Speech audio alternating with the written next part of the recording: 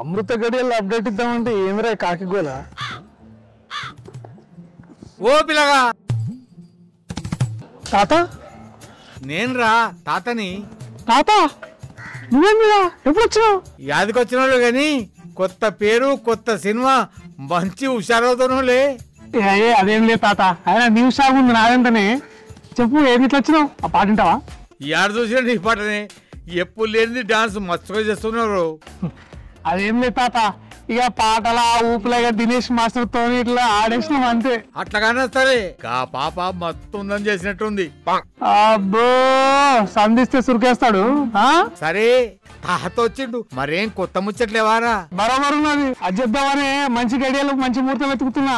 చేసే పని మంచిది అయితే అవన్నీ ఎందుకు బిడ్డ? ఓహో గిరి ముచ్చళ్ళకేం తక్కువ లేదు, రాబోయని మంచి రోజులే. ఇక మన జాతకం మారుతాంది. అట్లంటవా? మరి అదేందో చెప్పిగా.